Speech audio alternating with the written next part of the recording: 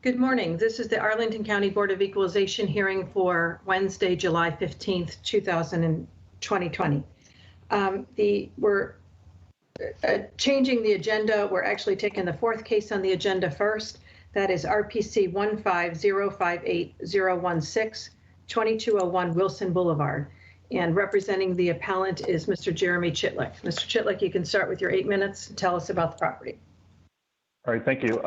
So this case is, drumroll, an equity residential case, which we can all virtually roll our eyes hearing that because we know what that means. We've started five years ago appealing these. One of the issues with it is that the expense rates were extremely low. So we came in and said, look, nobody can operate a building at 21% expenses. And the county said, but you have those. And we explained why. And they said, if you want this done differently, put it on Arlington's form. So we put it on Arlington's form. And then the same issue popped up and said, they're still too low. So we then went in and made some changes of how they were reported from the corporate level. They were taking corporate expenses, as you may recall, and burying them on the corporate level instead of applying them to the property level. That changed last year. And then when it changed, the county said, actually it changed 2 years ago. And the county said, that's great, but that's only 1 year. So then we did it last year and they said, look, that's only 2 years and we're seeing additional bumps. And one of the additional bumps are the RUBS were not reported on the income statements, but the county went outside of the income statements and said, we assume that the RUBS were this, so we're counting them. So last year, the owner put the RUBS on the income expense questionnaire, but also put expenses that were with the RUBS on as well, which showed, look, the income's up, but so's the expenses. And the county's position was, look, that's just a 1 year bump in expenses. We'll take the RUBS because although that's 1 year of reporting the RUBS, we don't have a problem with taking the higher income. But the higher expenses are too high for us, even though they're still below our guideline. So that's what was done. This year, it's more of the same. It's very much in line with last year. The expenses are up. The RUBS are reported. And when I say the expenses are up, they're still below what the county guidelines were. That's a really shining example in the next case. Not as much on this case, because this case did have some additional expense items. The other thing that's going on with these equity residential properties is they're the highest assessed properties in the county. And the reason they're the highest assessed properties in the county is because the assessor is taking actual income with very, very low reported expenses and applying it to the property. Now, for the majority of these, and this is somewhat of one of them, but the majority of these, the county's saying, yeah, our income is much higher than your income, but it's not as high as your 15 and 16 income. Your calendar year 15 and 16 income is higher, so that's more important to us than the most recent 2 years. And I ask that you consider the most recent 2 years and give it more weight because you understand that the reporting is different in the last 2 years. And the reporting is done exactly how not only the county has told us, but the board has told us.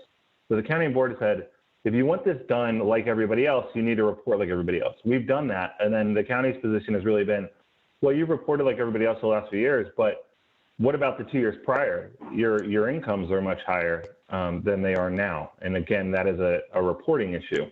So we finally thought we were out of this by having, look, when you look at the 3 year snapshot of this is what the expenses are and this is what the property's NOI is. But then what the county did is they just added a 4th year and said, well, look, if you go back to 2015 reported or 2016 reported, you're showing that these properties are actually, the income was higher then. Why is the income higher then? And we've explained it 15 times to them and to you to the point of, I'm sure you're tired of hearing us talk about it. But what it comes down to is the actual expense of this property for this year was 40%, extremely high. And part of that is because they're doing some maintenance work that they've been doing for a couple of years, but you'll see that it's a carryover. The county's position was in the response, and I'll let Chris tell us exactly what it is, but it's your expenses seem really high. So we stabilized in column F what we think your true expenses are, and that's what we're using. So they didn't actually take the actual expenses. If you look, the NOI at the property was 4.4. They're using over 5 million, but they're saying, but if I stabilize expenses to what I think they are by removing the $900,000, which isn't all renovation costs, or not renovation costs, but capital costs, then the result is an NOI 5.3 and I'm at 5, so I did it well. Actually, he's at 5.1. So the NOIs are 5, 4.5, 5.3, and then now they're at 4.4, and the county's using 5.1, which is higher than 16, higher than 17. It's lower than 18, and significantly higher than 19. So that's the case. It's not as glaring in this one. The next one is really glaring, but luckily the board's already addressed that last year. But we're talking about a value here of $434,000 per square foot, per unit. And if you look at our sales, which we present, and the comps on page 5 of our packet, 46 of 98, the average sale is $380,000, but our value is in line with the top properties in Arlington. These are the top CoStar 5-star properties built 2010 or newer. The assessment's higher than the majority of those, and those are the comparable assessments. There's no reason this property should be assessed anywhere near Sedona and Slate on Clarendon Boulevard. It was built in 2012, or some of these others on here in Roslyn, Lion Village, Clarendon, Ballston. So that's where we are. We always think it's very important to test the value. Doesn't make sense. In this situation, when you test the value of $434,000 against comps and against sales, it doesn't make any sense. So what's wrong? What's wrong is the assessor is using a ridiculously low expense number because the owner reported ridiculously low expense numbers 3 years ago, and that's why it appears we're still stuck in this figure. His expenses, one more thing. His expenses are $1.7 million. That's in line with the 2016 expenses of $1.7 million. So it appears they're still giving a lot of weight to 2016 and little to no weight to 2019. And I actually finished with some time left, which might be a first. But we could also add some logic to it. So with conditional formatting, we can have a pre-programmed. Assume he's finished? That's not me. That's somebody's television in the background. If you're trying to hear what that is. Some type of logic. If it meets those parameters, then we can automatically have it change colors.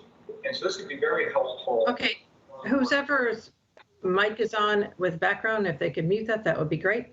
Right. And the nice. I believe it's done. Thank you. Okay, we will now hear from the county. Mr. Chikas. Good morning, board members. Good morning, Mr. Chitlick.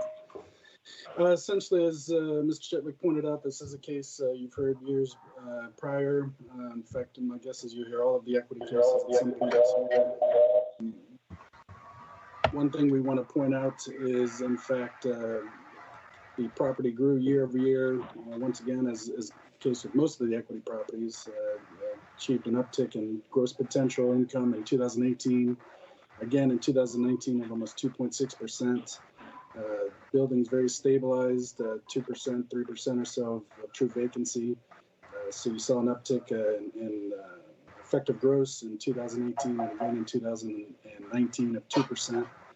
I believe Mr. Chitlick misspoke, and we can find that out, but per the 3-year summary that we have for the board members, you can see that the operating expense percentage of effective gross in 2016 was approximately 25.5%.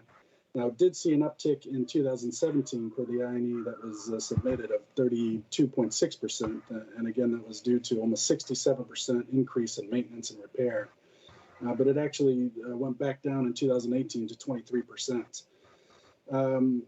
As is, we found with some of the equity properties, we saw another huge increase in 2019's reported operating expense of about 37.4% of effective gross, an increase of 65% due to 158% increase in maintenance and repair. We did reach out to the agent for the owner, Ms. Ross. You'll see that on page 18 of the packet. We've included emails, the correspondence between us.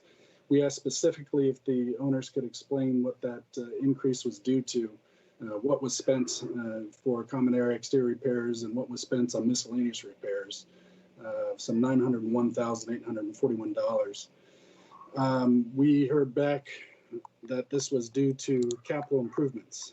As we've talked about ad nauseum, capital improvements are not an annual operating expense due to the upkeep of the property, but in fact our value add. That's not something that should be allowable on an annual operating expense. In fact, that is why we created column F. It's not to smooth anything out, it's to exclude operating expenses that should not be allowable.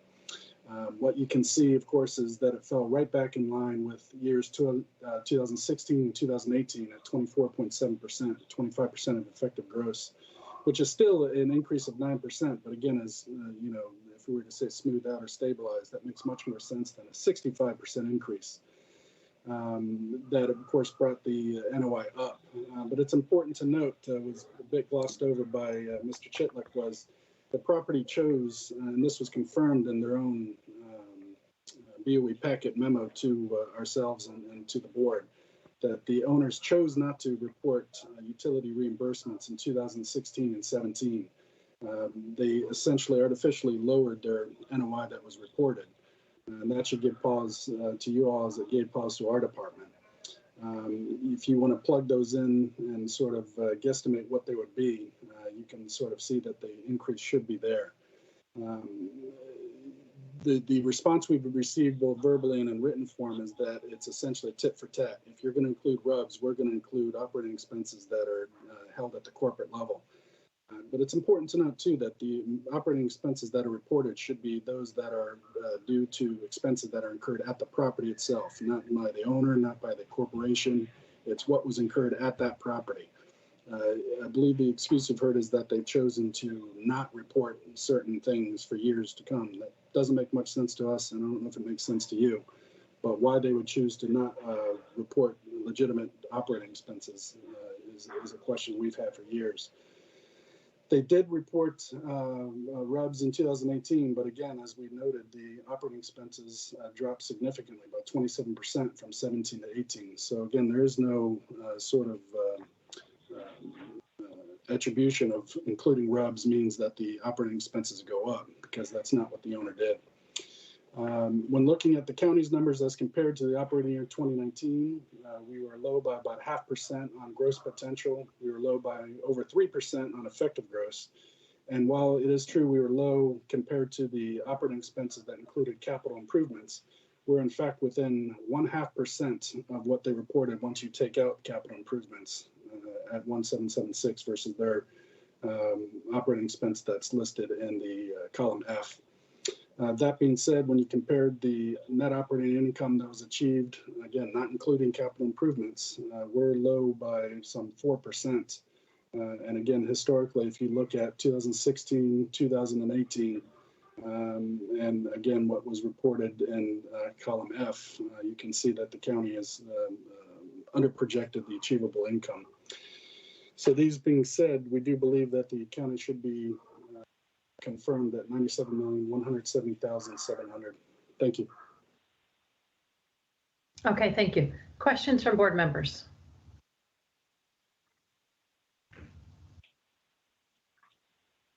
Mr. Hoffman.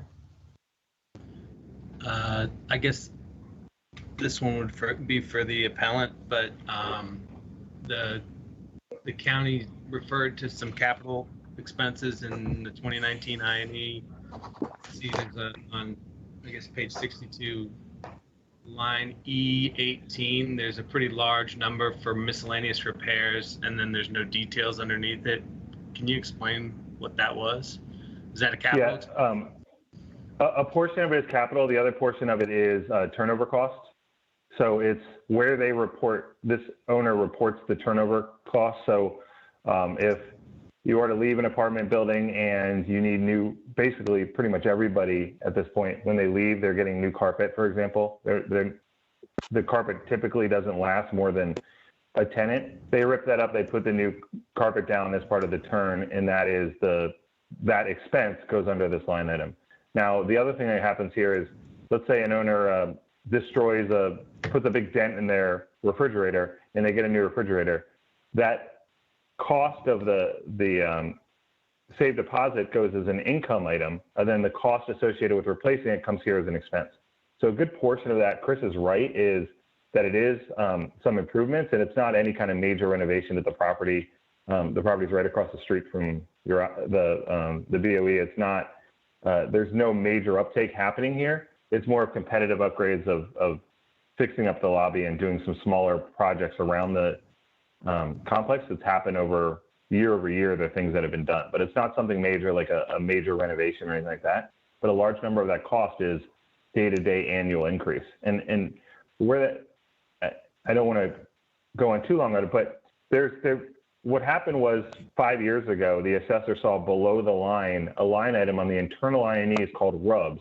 And below that line item was a line item called other capital. And that other capital was expenses, and the RUBS were the reimbursements. The assessor saw that RUBS and say, you know what, I want to bring that up above the line, and I'm going to do that. And we said, okay, that's fine, but if you want to do that, you need to bring that other capital up as well. And they said, no, you didn't report that. So that's the story of Chris saying we didn't report it. It's like I'm in crazy town because we hear this every year, and we fixed it 2 years ago, but they're still harping on the fact that they found that number below the line, but would not take the expenses directly below that. That other capital line item. Asked and answered. Okay. Other If the questions? county I can have respond, one. I mean, direct us just to the, Go ahead. on the same thread, I guess that if that's something you're expecting every year based on kind of normal turnover, why is it like that same line in 2018 is like 15% of what it was in 2019? Did everybody just move out in 2019 and No, the luck of the draw? no, not at all. That's sorry, I'm just scrolling up to get to the page 3. No, I mean, and if you see the year before, it was 700,000, it was 1.1, it was 555,000 and 142. The assessor stabilized it by taking it lower than it was in 16, 17, 18, and 19. So his stabilization of it, yes, there was more to it, that additional amount, the 1.4. But if we were to stabilize that number, we'd stabilize it around 800, 900,000. It's probably inflated by about $500,000, not by a full $1 million. And that's the difference. If we're going to stabilize it like the assessor did in column F, he should stabilize it to a number that's realistic, that's in line with 16, 17, 18, really 18 and 19, but 16, 17, 18, and 19, which wasn't done here. Which line is that? Excuse me. Line 14, the sub maintenance and repair. It was 700,000, 1.1, Yeah. 550, 1.4, and he's using 5. Mr. Hoffman, if the county can respond to your direct question. Sure. Again, as we noted in the emails and included, we asked specifically and gave the agent the opportunity to clarify. In fact, I quote, I want to clarify what the maintenance expenses of the property were in 2019 versus capital improvements, so I can account for the actual annual expenses associated with the upkeep of the property, as opposed to the below the line costs associated with capital improvements. They did not respond. This is something we've seen with equity properties.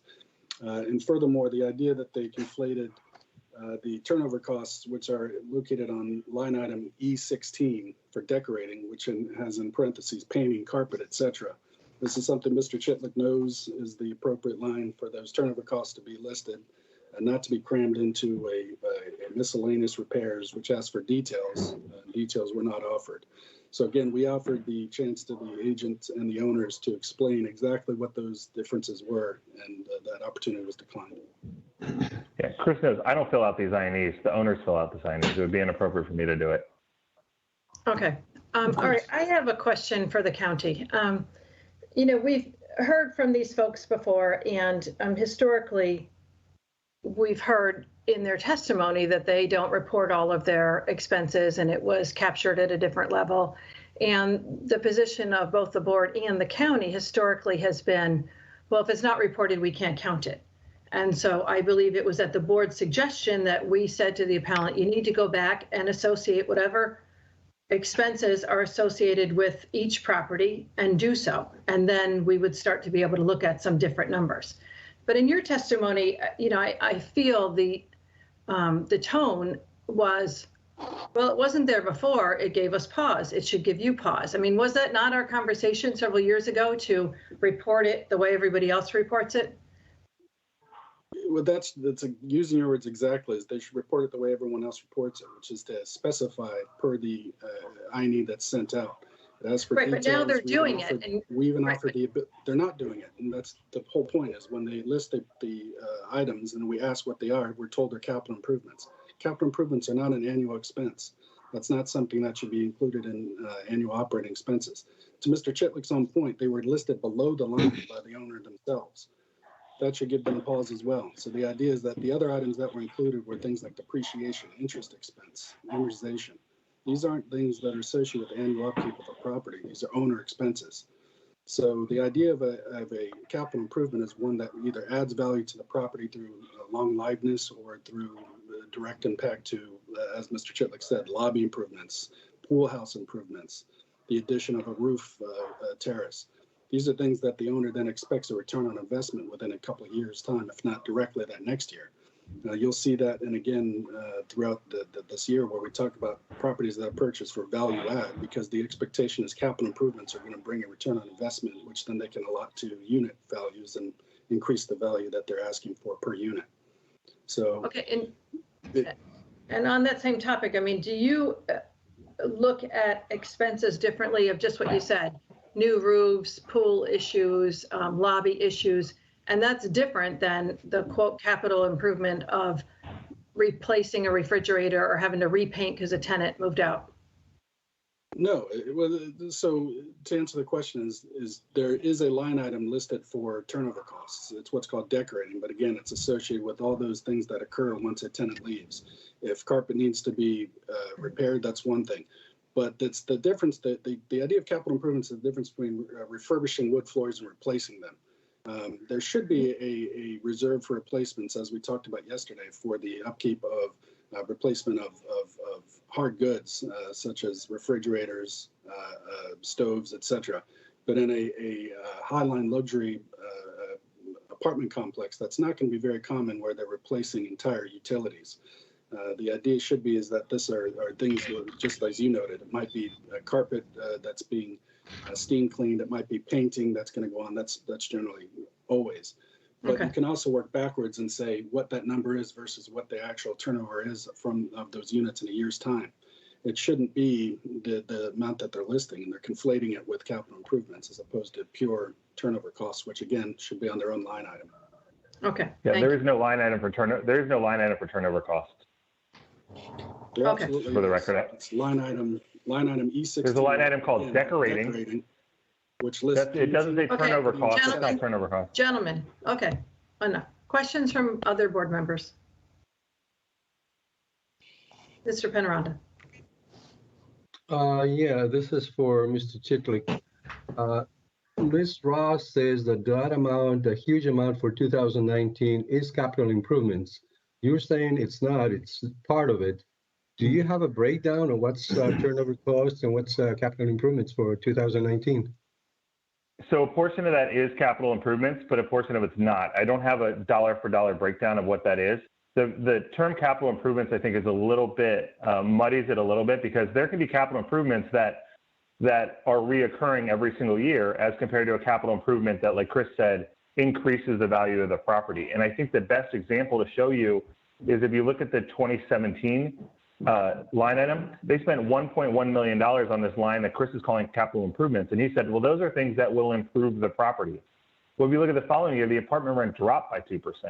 So these aren't things that are improving the rents, making the property, somebody's not paying an extra $50 a month for a unit because they replaced all of the carpet with hardwoods or all the white appliances with stainless or things like that. These are just actual reoccurring expenses that, yes, they were higher in this year, but they're not capital improvements in the sense of we're improving the quality of the property like you're renovating your kitchen. It's more of you're fixing and replacing things that are at the end of their useful life. No, I understand. I mean, the question was if you had any Right. breakdown, but the thing is that in 2017, there was nothing reported, either for maintenance or turnover costs. 2018, it was only 124,000. And yeah, and I feel like the same as the county, you know, all of a sudden 2019, it's almost $1 million. And Ms. Ross says it's capital improvement. So that's what I was trying to find out, if there's any amount of breakdown. Yeah, in 2017, that line item total was $1.1 million, and now it's $1.4 million 2 years later. So it was reported, but I think that's a pretty good example to show you that it's being reported in a different sub-box of sub-maintenance and repairs. So if you look in the sub-maintenance and repairs, some of the other items were up and down dramatically, but the total was really didn't change by all that much over 2 years. It's really 150, Okay, it's really I'm going to going let up you 10% per year. finish that up in your wrap up because you've asked and answered the question from Mr. Penaranda. Well, no, Mr. I know, Matskin, you had I know, I'm sorry. I noticed in 2017, the page that you're referring to, I mean, there's nothing on E17. It's totally blank. And there's also exterior repairs that are, of almost 900,000. But again, there's nothing of other costs that are, a huge amount like this. Unless I'm looking at a different page, but 2017, there's nothing reported there. On that, what I'm saying is the total for that column is in line with the total for the column for this year. It's just the distribution and then where the boxes are in different places. But the Okay. total for that year is in line. okay. Any follow-up questions, Mr. Penaranda? No, I'm done. Thank you. Okay, Mr. Matskin. The question for the department, is there guidance in your paperwork, your annual paperwork, whereby you issue I&Es to be filled out by property owners on what is and isn't, according to your accounting, a capital improvement versus a maintenance item? And a good example is refrigerator. They last a long time, but generally that's, an internal turnover versus a new roof or a pool repair. Well, exactly. Or it should be handled through, again, the reserves for replacement that most management companies will keep. And again, is assumed in the capitalization rate that's utilized by the county. I apologize, Ms. Metzger, I don't have a copy of our I&E in front of me that has that. But we talked before that we've included 4 pages of instructions that not only detail each line item, but what should be included, what's not included. And it also provides for the agents and owners to accompany that with a list of their own items that they cannot specify on the line item that's provided. We know that it's a small line, but we've asked not only for details, but for specificity as far as what exactly was spent. And it gives us the chance to look through those expenses and see what should be considered an annual upkeep and what would be considered an appropriate expense. The idea that there's no transparency is what bothers us. You'll see after this case, we stopped getting responses to our questions in regards to what exactly was spent on miscellaneous repairs and common exterior repairs. So that's another troubling point. And that's the detail you're not getting from this property owner. The detail, we didn't get it at the first line, which was the I&E that was filled out, and then we don't get it upon review. It should be noted that we asked these questions April 23rd. So this wasn't something we've heard before that from the appellants that they were sort of blindsided by our questions of what was appropriate and what wasn't. This was almost 3 months ago. They had plenty of time and even a follow-up. So 3 different chances to sort of line item what exactly was spent and why it was spent. Okay, again, thank you. You finished, Mr. Matskin? Yeah, okay. Mr. Lawson, please. Wouldn't a capital improvement be something depreciated, federal and state tax return?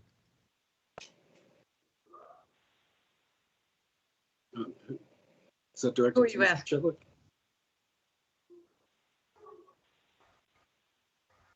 Sorry, I was asking the county that. And I apologize. You're asking if it's a federal depreciated amount?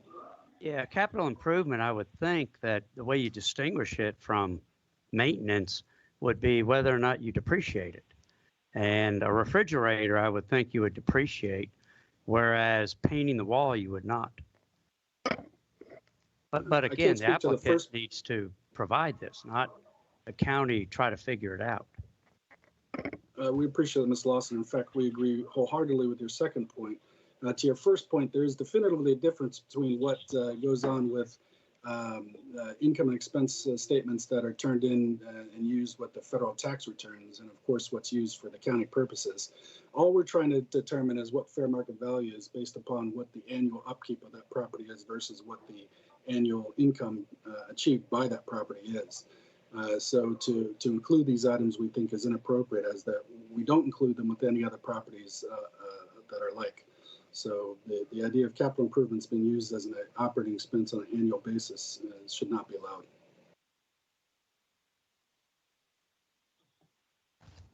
Okay, any final questions from board members? No? Okay, thank you. Mr. Cheekis, if you take a minute to wrap up, please. I will. Appreciate the board's time. I apologize for the the way the presentation is going, but what we want to try to, again, pinpoint is the idea of what is an appropriate annual operating expense for upkeep of the property. As we can see in 2016 and 2018, and again in column F, 2019, the property operating expenses were smoothed out at approximately, I believe we said it was $1.8 million. So to shoot up to 2.2 in 17 and again almost 37% of effective gross in 2019 tells you that something's amiss. The reason we put those percentages of increase or decrease year over year is to highlight things that should stand out. Given that we're under projected income, under projected effective gross, and are in line with the appropriate operating expenses, we do believe that the county should be confirmed with its assessment of $97,170,700. Thank you. Okay, thank you. Mr. Chitlick? Thanks. After hearing this, I mean, I realized that we could have definitely done a better job in expanding on what that fee. We've always had a great relationship with the county and questions asked, questions answered situation. And apparently we missed the mark on this one, which I apologize for and we'll discuss internally. But what it comes down to is the thing that's amiss is the value. If you look at the assessment of the property as compared to the comps, this property is assessed as one of the highest. It's a 2000 build property, and the only retail is a Dunkin' Donuts in the lobby. It's not this high-end, brand new, nice property. But what it really comes down to is they said, look, we don't like your number, so we're going to stabilize it. And they stabilized it lower than it's been any time in the last 4 years, if you're looking at that single line item. His expenses are way too low. They're lower than 17. I understand 18 was down, but they're $1 million less than 19. I think it's fair to say a good portion of that 900,000 is a recurring operating expense. I apologize, we don't know exactly what that number is, but the history is showing us that the correct way to stabilize that wouldn't be to remove the full 900,000. Even if you remove 2/3 of it and use 800,000 for that number, you're in line with an average for the last 4 years. Actually below it. So his expenses are way low. And again, it seems like what they're doing is just taking a 26%, which is somewhat of a guideline based off of historical. And the actual expenses, if you throw out this year, are 25.5, 33, 23, and he's using 26. So he's taking very low expenses, but then using actuals and everything else. Okay, thank you. All right, it's just among board members now. What's everybody think?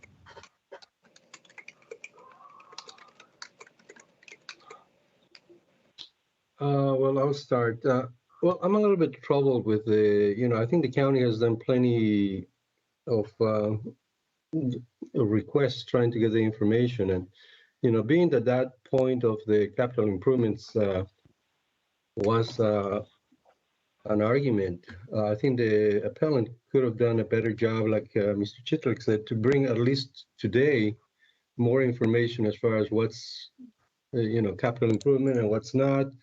And the fact that, they report in different lines and that I'm just not convinced that there's enough for us to consider to make a reduction based on that.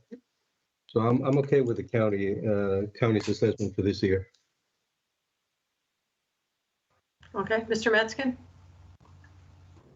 Yeah, it's just, he stole most of my thunder as per usual. But I'll just add that I'm sympathetic to the market value argument that the appellant has made. This is not the highest 2 or 3 apartment buildings, excuse me, highest meaning highest value. On the other hand, the appellant didn't do themselves much good by not providing what part of the 900,000 that's primarily under dispute, 901,000, that is truly a capital improvement versus truly ongoing maintenance and operating expense. And I really wish that they would do that and make a bold note to themselves so that next year when we return, we'll have better numbers. Because again, this is, their past numbers concerning operating expenses are a little bit suspect.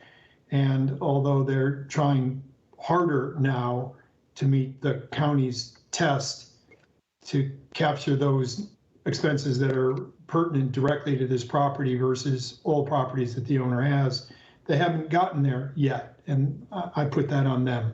So I'm supporting Jose's position. Okay, Mr. Yates, anything additional? No, I agree with what's just been said, that I hear there's an issue given the expenses. I understand it, I think, but they have not proved the case that we could make a change against the county in any way. Anyway, I'm also for this. Okay. Any other different thoughts? No? Mr. Penaranda? Well, if there's anything else, nothing else, I'm going to move that we confirm the assessment at 97,170,800. Seconded. Okay, motion is second by Ken. All in favor? Aye. Aye. Opposed? Okay, it's unanimous. The county's confirmed at 97,170,800. Okay, we might as well continue with Mr. Chitlick, so we will move to the fifth case on the agenda, which is RPC 1803821, 701 North Wayne Street. Mr. Chitlick, you can start with your 8 minutes.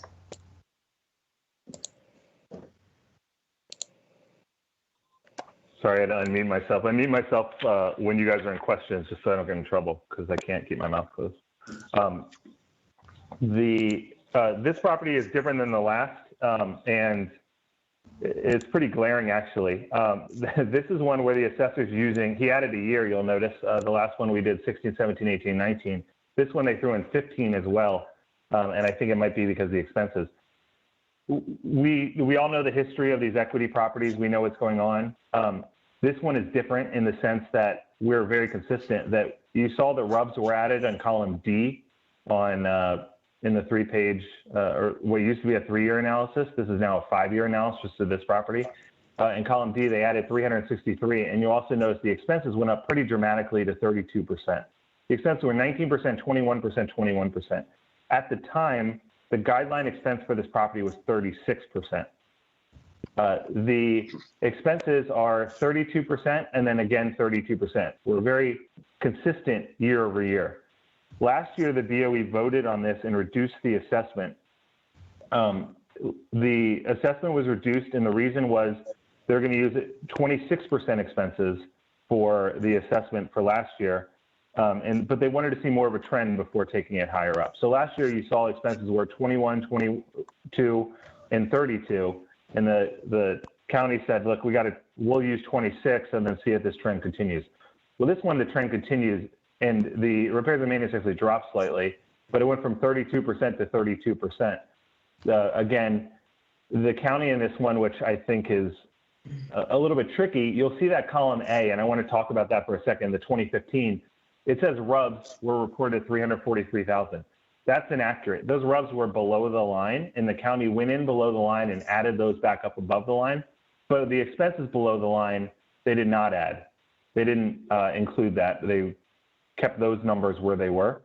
So they didn't actually capture. You'll notice there was no maintenance payroll. There was the sub-services were a fraction of what they were. So the 2015 there, I think it's very disingenuous by the county to include that, especially after years of only having 3 years. Then they added 4, and this one they said, well, let's add a 5th because it tells the story we wanted to tell. The income of this property was $9.1 million in 16, $9.2 million in 17. When the expenses, after talking with the county and the board and doing everything they wanted, they were 8.4 and then 8.5. The county's using a NOI of about $9.4 million. Again, we talked about in the last case that we should have done a better job reporting. It wasn't consistent. We give them more information. We gave them everything on this. We've done it for 2 years in a row. The board asked for a trend. They now have the trend they've seen. It wasn't a 1-year blip. This is the correct way to report this property. The property has 597 units spread over, just give me a second, spread over 37 buildings. There are 37 different buildings here. The building was built in 1942. The county shows it as being built in 1970.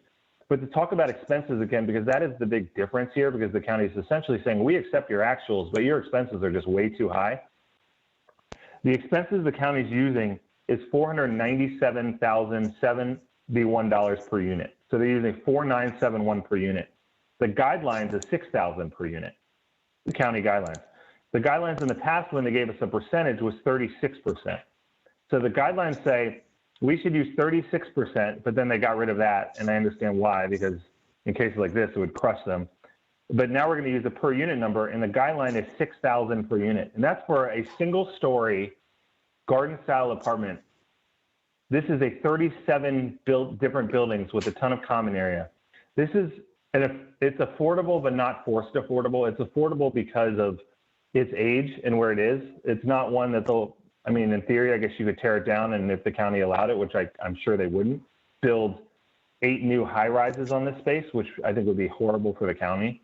But this is what it is. It's a 37 separate buildings, garden style apartments, and the county's saying, well, an average one building would have expenses of 6,000 per unit. This 37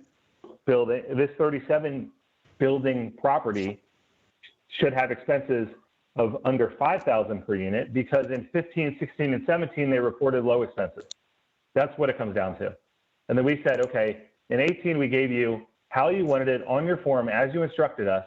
The board reduced it and said, we understand what's happening here, but I understand. Your position was basically, it's a 1-year blip, which I get. Well, now it's a 2-year blip. And the way the county combated that isn't to actually make any kind of changes. It's just to add the 2015 to the columns to say, yeah, but look at the history. If you're buying a property, if you're looking at a property, you're looking at the last 2 years. You do not care what was reported in 2016. But even so, if you looked at what was reported in 2016, you would say, can I really operate a 37 building apartment with 600 units at 21%? When the guidelines are 36%, the county's telling us an average is more than twice that. There's absolutely not. The actual expenses of the property are $6,800 per unit. And again, the guidelines is $6,000 for a single story building. So although I agree that we made flaws in the last case, and to Mr. Matskin's point, we need to bold that and spread out what that is and explain what that is. There's no flaw made in this property.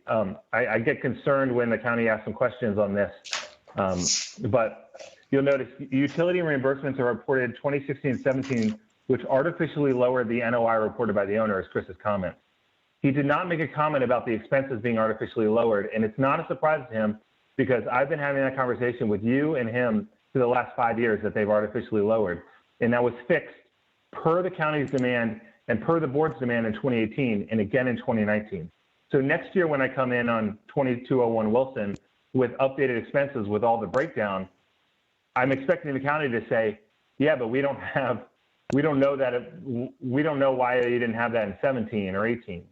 It's like we fixed the problem, and then they say it's a 1-year deal. Now we fixed the problem and we've continued to have the problem fixed. And all they're focusing on is how we reported things in 2016 and 17, why the rubs were included. You can tell what the rubs are. They were 345,000, 363,000, 412,000. And I can tell you the county used those rubs in their 2016 and 2017 expenses. But I can also tell you that the expenses are closer to 4 million than they are 2 million. Yet the county used the expenses closer to 2 million every single time. The county's expenses here are $1 million less than 18 and $1 million less than 19. And it appears the only reason they did that is because what was reported in 16 and 17, which they agree was not reported how they wanted to report it. So this is the poster child of fix the problem and we'll fix the assessment. We have fixed the problem. The board somewhat fixed the assessment last year. They ignored that and then came back and said, no, still don't see it. Now it sounds like we need 5 years of fixing before they'll consider it, or they'll just continue to add years after. But I think the most disingenuous thing I've seen the county do is add that calendar 15 information on this one and not the last one to say, look at the trend. He's getting phased out by the trend because we fixed the problem they demanded we fix. We fixed. So, I mean, this case is the poster child of we're doing what you're asking us to do and you're not making the change to do like you said you would. Okay, Sorry, I got a little fired up. that's all right. Thank you. Mr. Chikas. Yeah, this is absolutely not the poster child to compare the last one to. As you'll see on page 19 of 127, 19 shows a request for information regarding the 45% increase in maintenance and repair over 2016 17 was a 160% increase in maintenance and repair. To Mr. Chitlick's point, we actually gave them the opportunity to address not only 2019, but 2018, asking specifically, as requested on the 2019 INE questionnaire, please specify how $729,892 was spent on miscellaneous repairs. What was repaired at the property? That question was ignored. It's also important to note this is almost 1 full month after we got responses to the property at 2201 Wilson. Now, I'm not one for conspiracies, but it would lead me to believe that someone either at the management or at the ownership told them to stop responding to these questions because it hurt their case. We asked again, what was the 2018 INE questionnaire? Please specify as requested on the INE. How was $1.298 million spent on miscellaneous repairs? What was repaired at the property? We also asked 4 or 5 other questions in regards to when was the property's fitness center added or renovated, property's resident clubhouse added or renovated, how many units have been renovated. And again, as you can see in the email correspondence, they responded to all the other questions, just not the ones in regards to how this miscellaneous repair money was spent. So I followed up again 4 days later, asking those same questions. Again, no response. So that's opaque. That's the opposite of transparent. That's the opposite of helpful as far as to finding out what exactly this money was spent on and if it's appropriate annual upkeep expense as opposed to a capital improvement expense. The reason we included operating year 2015 is, to Mr. Chitlick's point, is to show that the trend at the property was approximately 19% operating expense of EGI, 21% of operating expense of EGI, and 22%. That jumped 52% in 2018 to 32%, and again, another 3% jump in 2019 to 32.5%. It's important to note, too, that when Mr. Chitlick accuses the county of bringing up RUBS, RUBS, again, is a very normalized operating income revenue source for these buildings. Any building that doesn't have individual metering is going to use some source of utility reimbursements. That's not the issue that should be focused upon. The other items that were below the line, again, underneath net operating income before taxes, debt, depreciation, and capital are capital tax reserves, other capital, interest income, and strategic business incentives. These are the items that I believe Mr. Chitlick thinks should be brought up. Those are inappropriate, as even identified by equity, in that they're below the line. They're below the net operating income, even through equity's own eyes. If we again focus only on the property itself, we can see that the property actually had a uptick.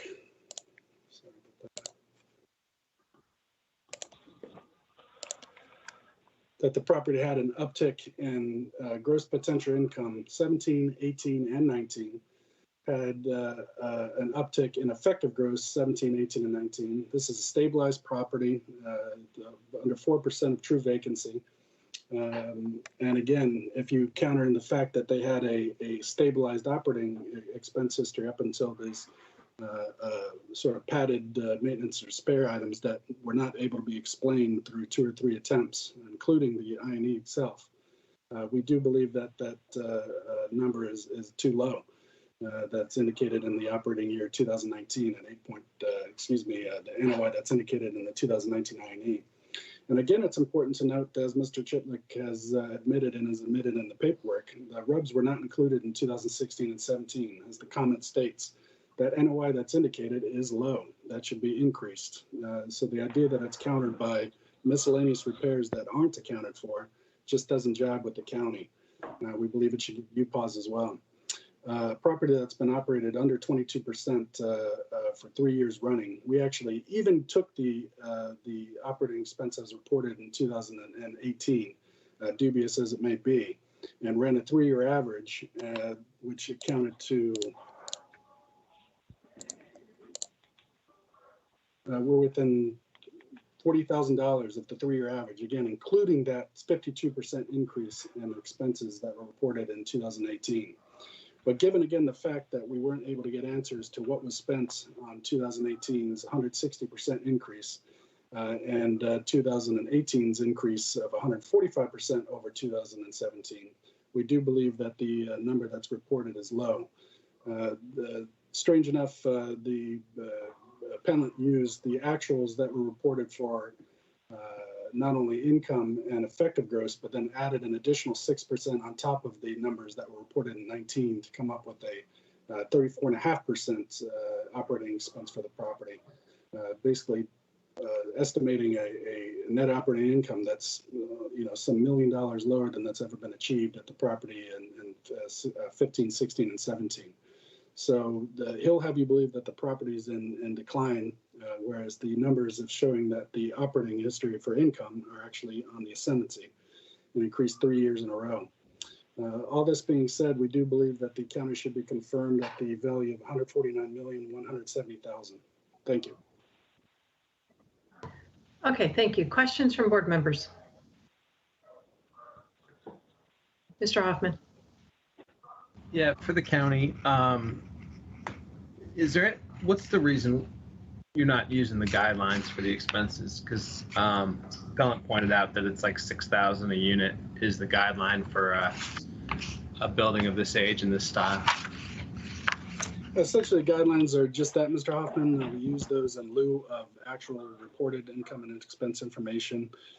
When looking at an individual property's value, it tends to make more sense to look at its operating history, which gives us obviously the opportunity to sort of parse what is an appropriate expense line item and what's not. Given the fact that the 3 previous years they were operating again below 22%, it's kind of picking and choosing when it's in favor for you to use per unit value versus what's actually been operated by the property themselves. So Can I respond to that? We use No, wait, guidelines when we don't have information from the property owner. We were told by the county that. Excuse me, I'm sorry.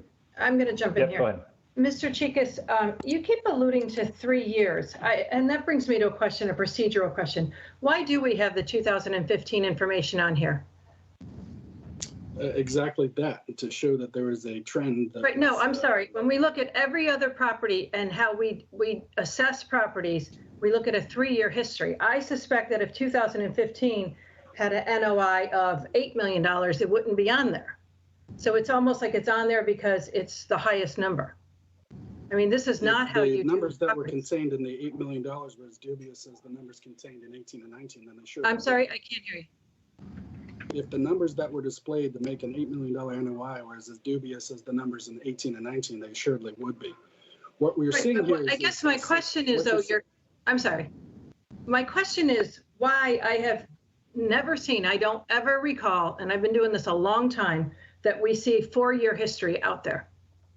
And from a standpoint of equalization and doing an equalization with other properties, why are we looking at a 4th year out there? So if I may answer your question, it's because we don't get the same response from the owners. No other owner that we've dealt with in my 13 years has tried to pad their numbers and then avoid answering questions of why those numbers are added. So what we want to do is show you that the history previous to that asked and answered, and I'll have comments. Numbers. You're finished, Mr. Chikas. I have a response to that I'll save for just comments of the board. Mr. Hoffman. Yeah, I just noticed in the packet, I didn't see it last year, but there were some comments about a historic building. This is for the appellant. Are there properties or buildings on this site that are designated historic? Where do you see that comment? It was page 19, and it was Ms. Ross in one of the responses just noted the leasing office, club room, and gym are all in one of the existing historic buildings. No, I don't think it's historic in the designation like you're thinking. I think no, I don't think there's any kind of historic limitations. I do think, though, if the county tried to, if they can't just raise this and build something new, and I think if they did, it wouldn't happen. They'd be in an uproar because it is a affordable option in a nice area and one of the few remaining. But no, it's not. I don't think it's historic that I know of. It's not historic in the sense of like a historic preservation type situation. Okay, thanks. I think the way I saw historic is as in the gym and everything is in one of the older buildings, not like they built a new gym and that kind of thing. Thank you. Mr. Lawson. Yeah, I was just going to share, it's not designated historic. About 2 years ago, the county did an inventory of all the garden apartments around the county, and they had several levels, no historic value, some historic value, a lot of historic value, and that was just for future use. And I'm guessing that that's what that was referencing, Greg. Okay. Right. Agreed. Mr. Matskin. I want to go back to the before historic on operating expenses this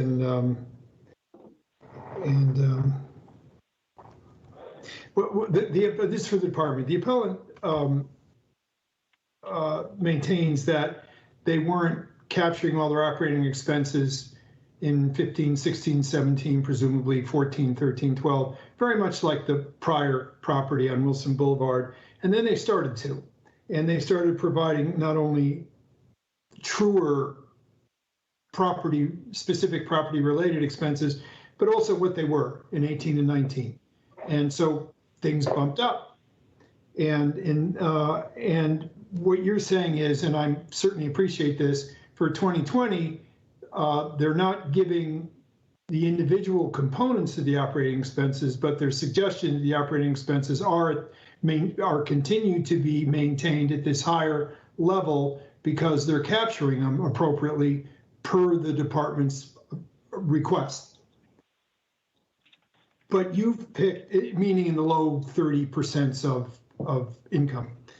But so I have two questions. One is, but for 2020, based on a short but trend, again, based on your request for 2 years and now a third, that you've gone back down to the low to 24% operating expenses. So I'd like to know where that number came from. Again, being sympathetic, they didn't give you the detail that you've repeatedly asked for. And then the related question is, on RUBS, you had said same thing, no, give us RUBS so that we can add it and then subtract it. They've done that, but you've said as part of the department's defense is the wrong word, but interpretation that our conclusion that, well, operating expenses are kind of low for 2020 because we didn't include RUBS, and therefore our operating expenses are low. Well, it's a difference apparently based on page 3 of not including 400,000 of income, but excluding $1.1 million of expenses. So they don't really. So my question is, why not include RUBS as an expense, and why not include in the low 30% level of operating expenses also in your 2020? Sorry that took so long. I think you got it. Not at all. Yeah, and so again, I think the department's done a poor job of explaining the user way. RUBS is literally an acronym for Ratio Utility Billing System. Yeah. The easiest way to think about that is just utility reimbursement. So there is no correlating expense. The expense is, in fact, the expense that's incurred by the property owner of the total utility bill, which is then broken up by the number of units, either by size or just equally.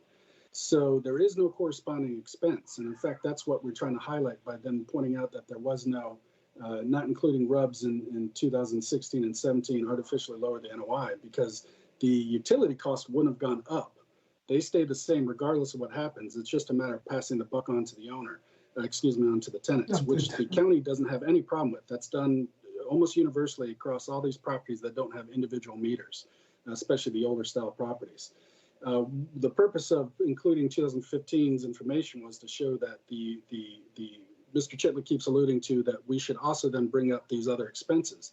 But the other expenses are below the line for a reason because they're inappropriate. Interest, capital improvements, strategic business incentives. These aren't appropriate expenses that should be brought up. And to your first part of your question, we don't believe that they were filling out the form correctly because, again, 3 opportunities they had to explain these increases in miscellaneous repairs. That, again, should give pause to the idea that there's 44 line items that are used for expenses, and the one that doesn't have a specific use, in other words, it's not associated with maintenance and repair payroll, maintenance supplies, roof repairs, etc. It's called miscellaneous repairs. It's asked at that point to specify and even provided an extra line for details. That was left blank. So when we asked, how was $1.3 million spent in 2018? That was the second request for information. We followed up a third time. So that's 3 opportunities for the owner to explain what $1.3 million was spent on in 2018, which created a 160% increase year over year. Again, we asked for 2019's information. How was $730,000 spent? Okay, I'm Only sorry, on we're the just IME repeating through. information and we got to move along. Other questions from board members? Can I respond to that? You can in your wrap up. Any other questions from board members? No. Okay, Mr. Chicas, if you take a minute to wrap up, please. Absolutely. This boils down to a lack of transparency among the owners to explain how near $2 million was spent over 2 years that was never previously reported. If the idea of these were captured at the corporate level, then they should be easily explained or at least found to be a line item in one of the other 44 expense items. We've seen that the property's increased its gross potential 3 years in a row. We've seen that it's increased its effective gross 3 years in a row. It's a stabilized property for vacancy. The question boils down to expenses and whether or not they're appropriate on an annual upkeep level or not. The county's offered 3 individual opportunities to have these explained, and they were not. Unlike the last case where we asked and were answered, we were asked and did not receive an answer, not once, not twice, but 3 times. The idea that we can just keep adding numbers and increasing the operating expense based on trust us, there's a thing called trust but verify. So if we trust, we'd like the opportunity to verify those numbers are accurate. And we were not given that opportunity through 3 different attempts. Through that lack of transparency, we do believe that the county should be confirmed at $149,170,000. Thank you. Thank you. Mr. Chitlick, if you take a minute to respond, please. Or not Yes, to respond, to wrap up. Just to clarify, the county is using RUBS in their assessment. It's under other. They just combined the other and the RUBS together for the $905,000, if that was in question. Last year, the county, basically, the board and the assessor have told us, if you want your expenses counted, you need to include them. He also made the comment today of the guidelines are only for people that don't report expenses or report INEs. So he's saying, we don't trust the numbers you gave us. We don't think they're right. So but we do trust the 16 and 17, even though we have testified to them. You have told us, and they understand that those are factually incorrect because they didn't include everything. And he's already saying those aren't factually correct because you didn't include the RUBS. So if you just use the guidelines on here, it said, these INE, it just doesn't make sense. I'm going to use the guidelines. Your expenses are $6,000 per unit, or in the past 36%. We're at 32% for 2 years in a row. Last year, the board took this value down pretty dramatically based off of increasing the expenses to 26 and said, we're not going to go higher until we see a trend. We have a trend. We see the numbers. He also kept saying there's 44 expense items. The county gives us 1 line per expense. We're using $2.9 million. That's it. We don't know what they're picking from, what they're using from. They're just using a flat 24%, which is not supported by anything except for the 15, 16, and 17, which again, I'm going to say that putting that 15 in there, talking about muddy in the waters, is really shady, because I just can't think of a better word to use for that. But we got a 2-year trend finally. You begged us to do it. We did it. We did exactly what was asked of us. And they're saying, yeah, but we'll look at 5 years ago. Okay. All right. Thank you, sir. All right. It's just among board members. Mr. Lawson. I'd like to start off by saying I feel like I'm listening to an argument between my 6-year-old and my 13-year-old. And you guys accusing each other of bad faith. All you're doing is hurting your own position. And I truly urge both of you to stop doing that. On to the merits. Last year, we lowered it. And I'm trying to remember, but I seem to remember there was a lot of discussion about the fact that this is a campus. And when you compare a building on a plot of land, say a block in Boston, versus acres of land, it's obvious you're going to have a higher cost. I just recently was involved in a situation at Barcroft, and they had to replace a sanitary sewer line. They had to work around retaining walls, and it was enormously expensive. And so I do think a campus, Buckingham, Barcroft, this facility, you are going to have the higher expenses. And, last case, I feel like it was solely dependent upon the answering of the question, break down this figure. Here, I think we have a situation where the fact that it's a campus has resulted in a higher cost. And I'm not exactly sure how we quantify that. What I did, what I would be comfortable with, and I don't know if anyone else would, is to take last year's operating, apply the cap rate, and I came out with 135,092,937. That's my suggestion, and I'd be interested if anyone else agrees. Okay, thank you. Mr. Hoffman? I've got a similar feeling about campuses versus individual buildings. I mean, it boils down to the number of buildings. You've got more skin area, you've got more windows, you've got more roof, you've got more things like that per unit that can go wrong. So I would normally expect a campus, if your guideline is kind of based on an average of, individual buildings and campuses, that on your campus properties, your actual expenses are probably going to be slightly higher than the guidelines.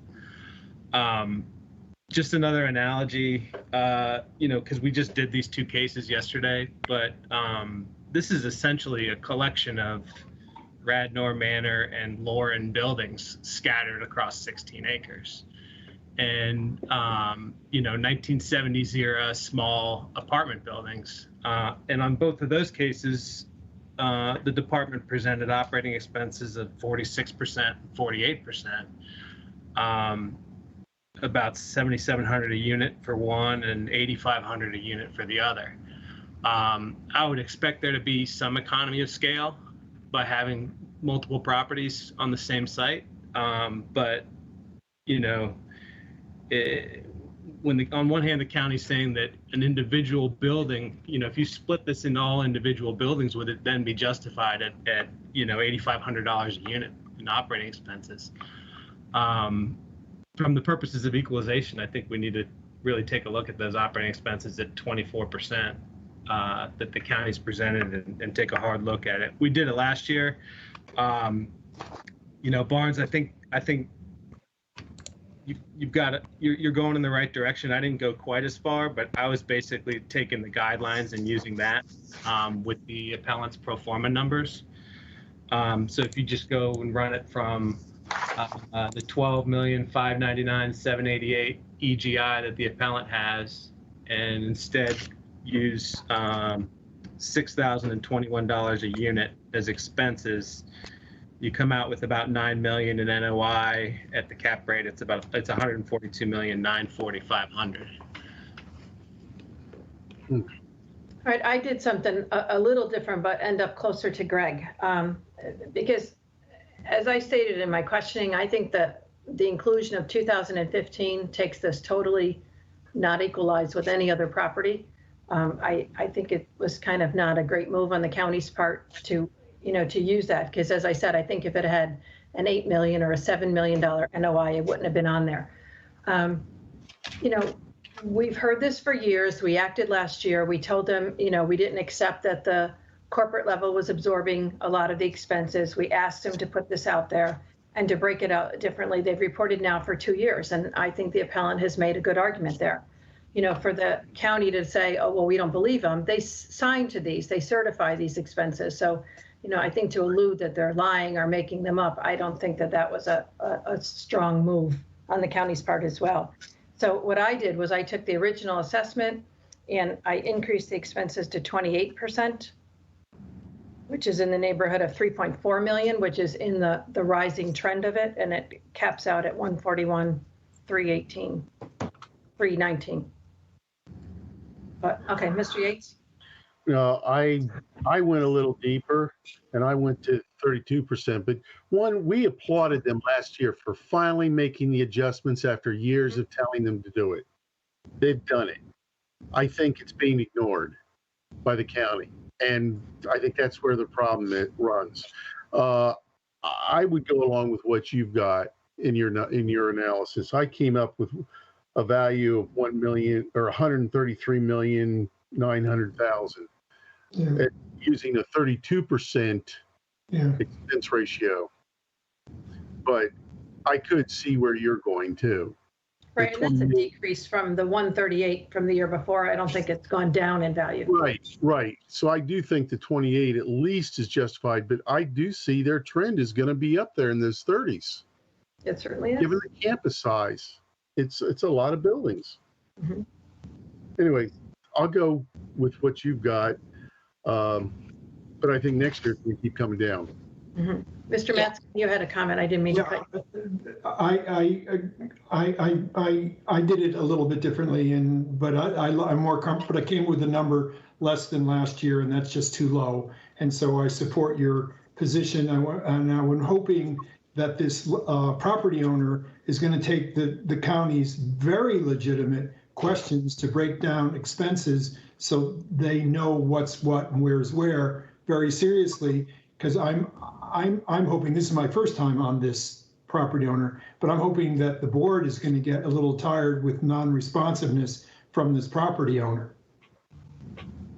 And I'm hoping that can be relayed to the property owner because we're seeing it over and over again. Yeah, I'm And- fine. I'm fine using the 28%, Mary. And I think if the expenses are going to continue to go up, then we'll see it next year and it'll be adjusted then. Okay, Mr. Penaranda? Well, I felt the same. I'm feeling the same as the previous case that, the county has done, made many requests to get more specific information. Last year, the vote was a split to make a reduction based on the expenses. I was one of the votes that was against doing that.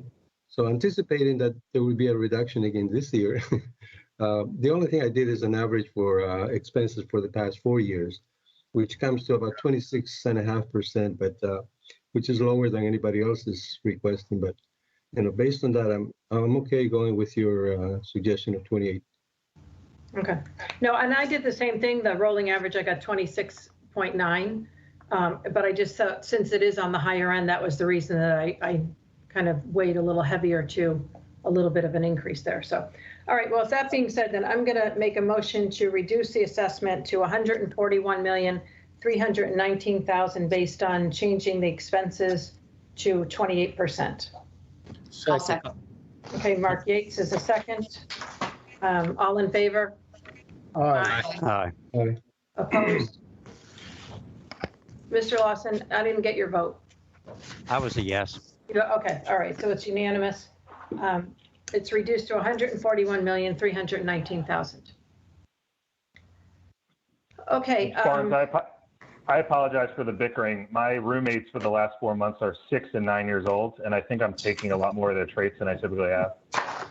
Okay. But I'll clean that up. All right, that being said, we are running very late for only 2 cases, and we still have 3 more. Do you want to take the break now or do one more? One more. One more?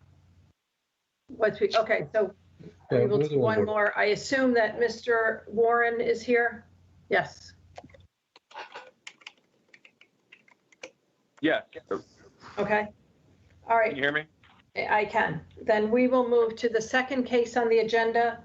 That is RPC 14028-002, 1111 North Randolph Street. So, Mr. Warren, you can start with your 8 minutes and tell us about your property. Okay. So if you turn to page 51 of 72, excuse me, 53 of 72, you'll just find our summary of facts.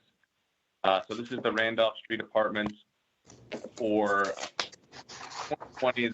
Property was assessed at $6,545,000, which is $251,000 a unit.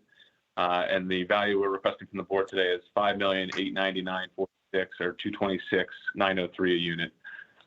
This property was originally built in 1965, a low-rise or garden-style property, 26 total units, and located at 1111 North Randolph Street in that map below. So page 2, you'll see the assessor's response. And essentially what this case comes down to is we requested a review of the gross potential income that was used in the 2020 assessment of the subject property. The came back, and in the test column, you'll see in a moment on the summary page, seems to agree with that notion. They've revised their GPI accordingly. However, they then classification of the property type, saying it's because it's 4 stories. And again, I know we've had this conversation in previous cases with previous different clients, that it's not a garden style, it is actually a mid-rise. So their test column uses the vacancy and cap rate for their mid-rise, even though their bottom line NOI, and if you turn to page 3, you'll see their test column on page F. Their test column gets down to 381,869 for an NOI, which is very much in line with what was reported in 2019 of 380,000. However, we although we agree with the adjustment to and also that 380,000 NOI is very much in line with historical operations, the 3-year average that's being reported here as well.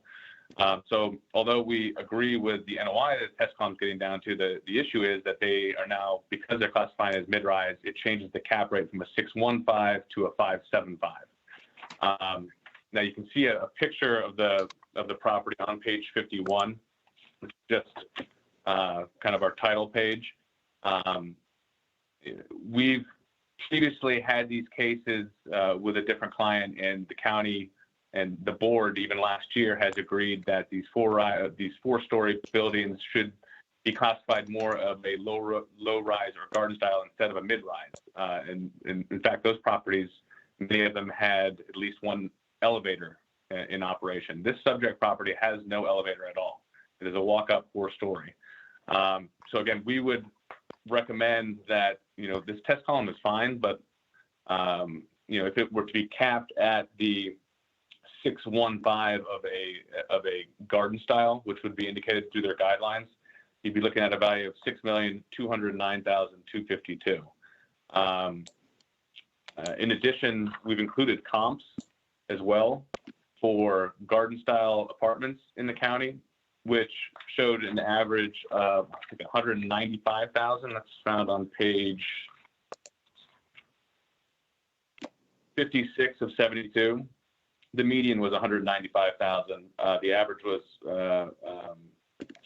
201,000. So again, it's well below what this property is currently assessed at 251,000. But the main issue here is with regard to the test column. It looks like that the county took consideration to the actual GPI the property is capable of achieving and adjusted that accordingly. However, they again reclassified this from garden to mid-rise, which we strongly disagree with. And given that, that's basically our case here, that this property should still be viewed, make the adjustments for gross potential income, but it should be capped accordingly at the garden style cap rate of 6.15. And that is it. Okay, thank you. Mr. Chikas. Yes, as noted by Mr. Warren, and as I believe noted by the board, but previously is when you request a review of assessment, you get the review of assessment. We did verify through not only the photo that was put out by the appellant's packet on page 29 of a 4-story building, but we confirmed that through CoStar that in fact it is notated as a mid-rise. The guidelines are what they are. We've done the work of separating the different building types, so 1 to 3 stories, 4 to 8 stories, and 9 plus. We do agree with the wording of Mr. Warren in the sense that upon the new information received in 2019's INE, that there should have been a bit of a change, especially in regards to the jump in true vacancy from about 3.3% in 18 to just over 8% in 19. Of course, that's reflective in the lower effective gross. We did make that change to the property type, which did, of course, lower some 40 basis points. But again, that's the way the property types of the mid-rise are classified receive. We know that there's a bit of, or at least there could be a bit of consternation in regards to the indicated value being higher than what was put out on the January 1st assessment. One of the things I noted myself, and it's throwing a little bit of a curve, but if you were to take our test column,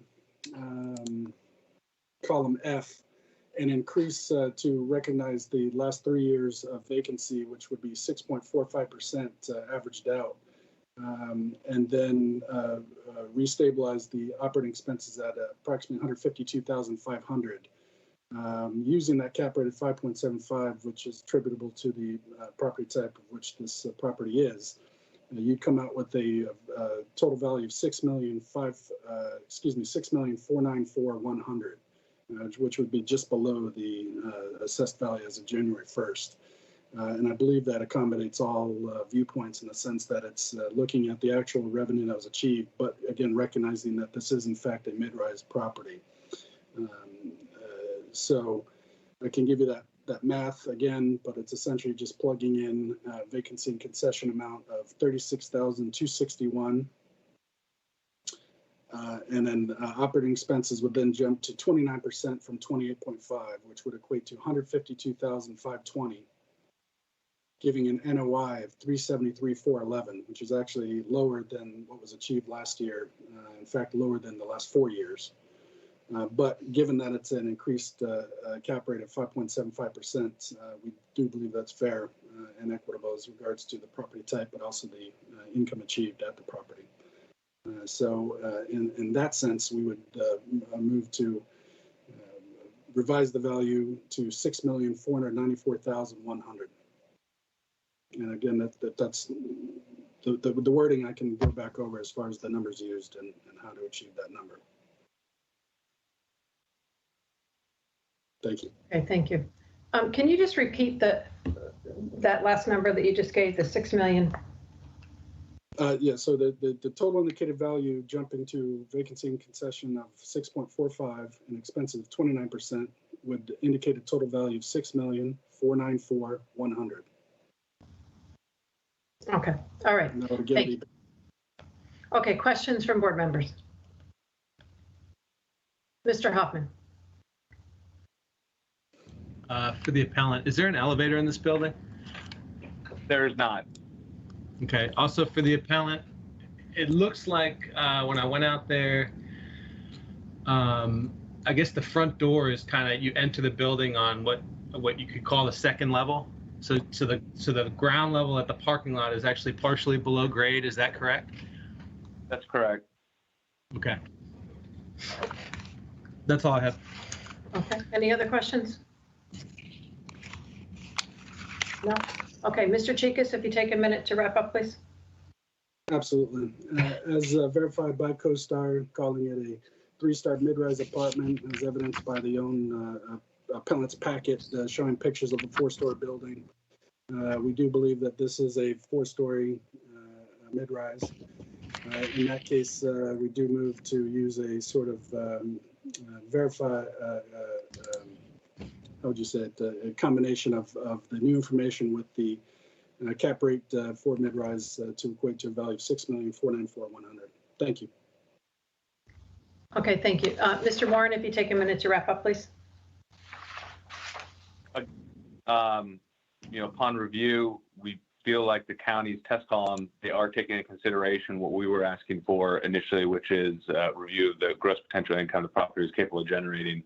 And the revised NOI in their test column of 380,000 is much in line with what was reported in 2019, as well as the average historically of what's been reported here at the stabilized property. Again, the main issue here, though, is this test column is now saying and moving forward that the classification of this property is a mid-rise instead of a garden, which we wholly disagree with. Again, this property has no elevator. It is a walk-up, and we believe that it should still be assessed on a garden-style cap rate, which indicated for the guidelines, which still would be on that 6.15.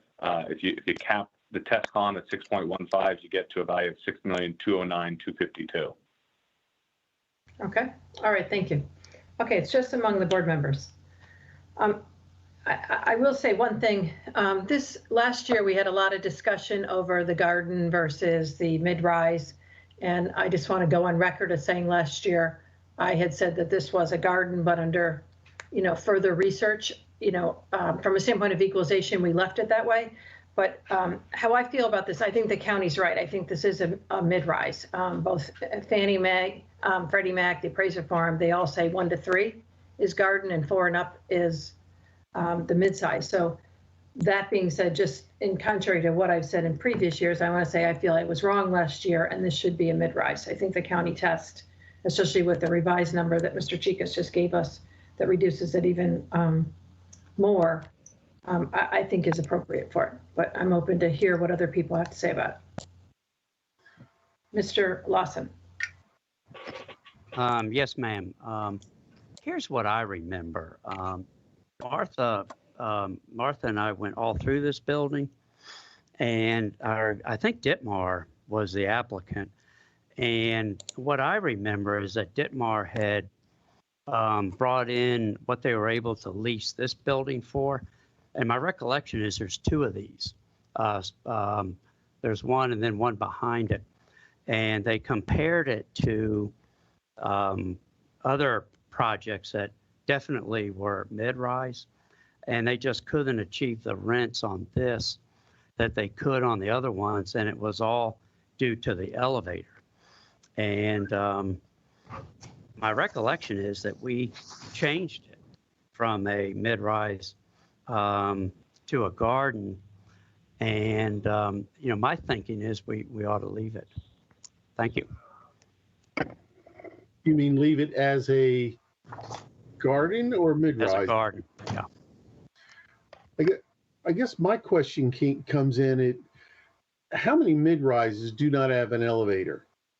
And you've got the vacancy level, and I can see how the rents are a little tougher when you're walking up 4 flights or more from parking.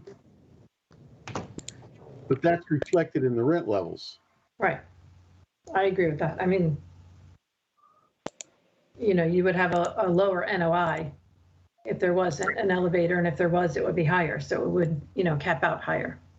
Right. Great. Other comments? Mr. Hoffman?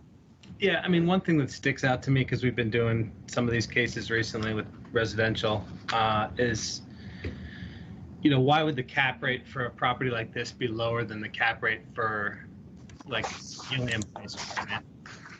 I didn't hear that last part. Lower We than did what? Gilliam Place a couple weeks ago, and a brand new building, multiple elevators, kind of on the upper end of the mid-rise spectrum, and that one was a 5.9 cap rate, and yet this one is I guess a 5.75 is what the county is saying that the cap rate for this property should be, and this is like a small, older walk-up apartment building. I just don't see why an investor would be looking at looking for a higher yield on a property like Gilliam Place versus a property like this. Just doesn't seem equalized. Okay. Other comments? Mr. Lawson? Yeah, I would think that eventually whoever owns this is going to have to put in an elevator. And I've looked into that on some other projects, including where I live. And I would think that you got to at least deduct what an elevator would cost from, if you're going to go with the category that it is a mid-rise, then I think you would take the value and deduct what it would cost to put in an elevator. Which would potentially get you higher rents, but the rents are, the NOI is where it is right now, based on the lower rent level. But Mr. Metzger? that's where I come down. I'm very sympathetic. This could be a garden apartment. It's really 3.5 stories because half of the first floor is below ground. I was surprised when I saw that. And to me, it's all about the rents are the rents, and they reflect the fact that this isn't an elevated building. And I'd sure hate to get into assessing every single four-story apartment building in the county for whether there's an elevator or not. And I sure don't want to take a below-the-line cost for elevator in expectation and speculation that there might need to be one installed or not. A building with this effective age, I think the next step is clearing the ground and building, especially in this neighborhood, clearing the ground and building something more glorious. So I'm kind of like what the county did in reflecting on the true nature of this building and what their new bottom line is. Mr. Penaranda? Yeah, I agree. I mean, when I drove by, the first reaction I had is, well, this is a garden type building. And we've seen this, year after year. And we've asked the county to actually make classification and to pretty much equalize with other buildings that were garden, mid-rise, elevator, no elevator.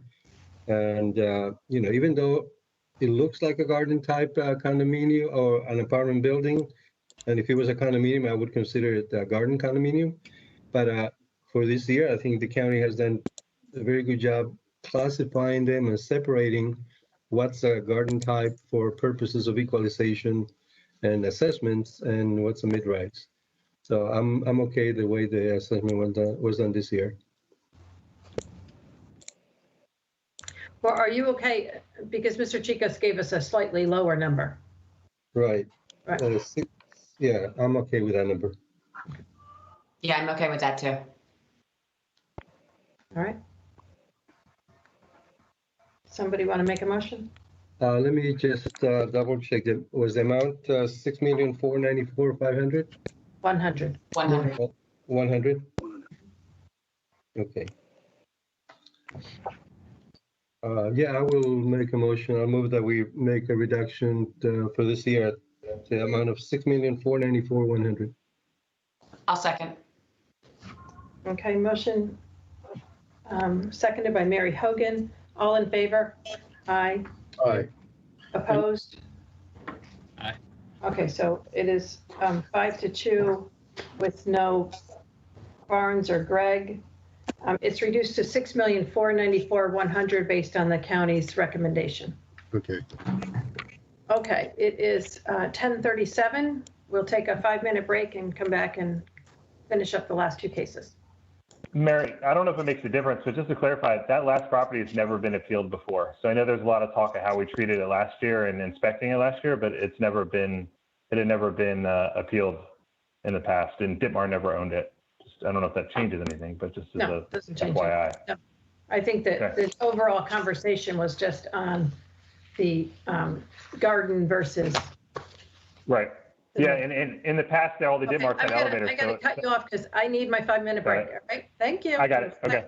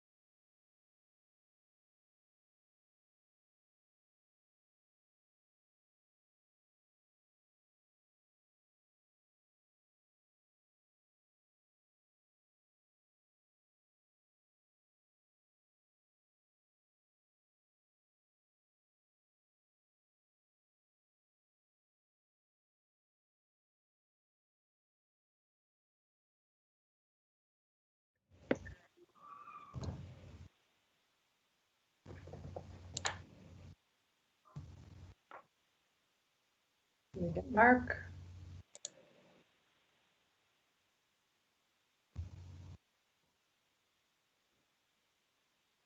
There we go. Sorry. Okay, that's all right, no problem. Okay, so we're ready to proceed with the fourth case, which is actually the third case on the agenda, RPC 14042-574, 3835 Fairfax Drive. Mr. Warren, you can start with your 8 minutes and tell us about the property. Okay, so page 75 of 105 is our summary of facts. This property is Ballston Place Apartments. It is a high-rise at 901 North Pollard Street. It, in 2019, was assessed at $156,668,500 and increased to 2020 to $163,410,700. And the value we're asking from the board today is $147,773,031. So this is a Class A high-rise apartment located in Square. It fell in 2018 for $109 million, and would appear that the 2020 assessment is reflective of that. Now, the property has underperformed pro forma since the time it sold and was underwritten. And if you turn to page, I guess it's 3, again, you'll see the apartment I&E summary, which we are normally focused in on here with properties such as these. So this case, really, it comes down to operating expenses.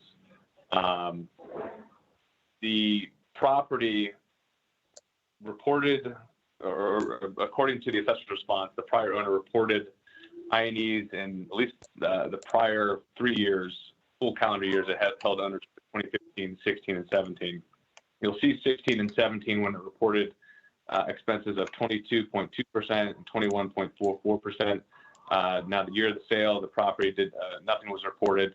And then you'll see the full calendar year under the new ownership, the property reported 29.67% in operating expenses. Now, in the assessor's response on page 2, you'll see that he makes the case at the bottom that the unusually large increase in OPEX from 2019 should be viewed as overspending compared to what was previously spent under competent management. A